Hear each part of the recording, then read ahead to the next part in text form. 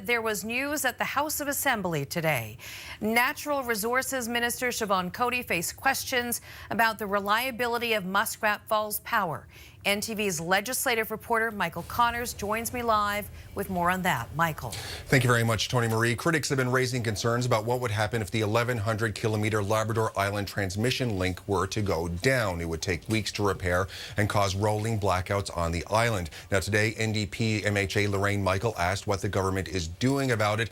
Sibohan Coady says the government is waiting for the PUB to review a reliability study by Newfoundland and Labrador Hydro.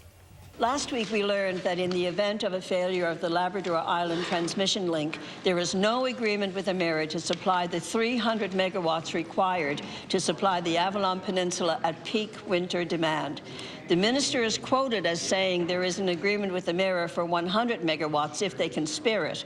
I ask the minister, why doesn't Nalcor have a proper written contractual arrangement with Emera for the supply of adequate backup power in the event of a prolonged outage of Muskrat Falls power? The member opposite is referring to a 2011 report wherein Hydro at the time said that they would make an arrangement with Nova Scotia for 300 megawatts. Mr. Speaker, as the member opposite knows, the Public Utilities Board is currently reviewing a report by Hydro called the Reliability and Resource Adequacy Study, Mr. Speaker, that will review the requirements should anything happen, Mr. Speaker. I can advise the member opposite on a daily basis. We do have an arrangement with Emera and Nova Scotia, Mr. Speaker. We are on occasion taking 50 to 100 megawatts, but we will abide by what the Public Utilities Board says coming out of the Hydro study. Thank you. Mr. Speaker, a failure of the LIL in the long-range mountain span could take weeks to repair.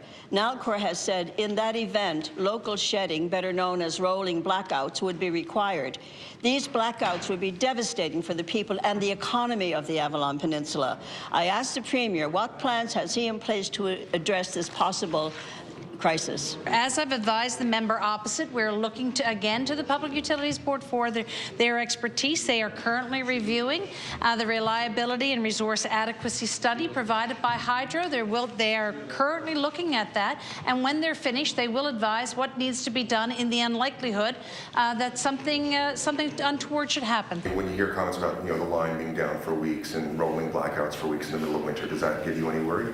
Well, certainly it all gives me worry. Muskrat Falls in general has given me worry since I became minister, and even before that when they were talking about doing this. And as you know, Premier Ball has been very strong in his views of Muskrat Falls right from the very get-go. So of course there's been concerns about the project right from the very beginning, but I'll rely on the Public Utilities Board with their expertise and their mandate of assuring adequate service and at the lowest cost possible for the province.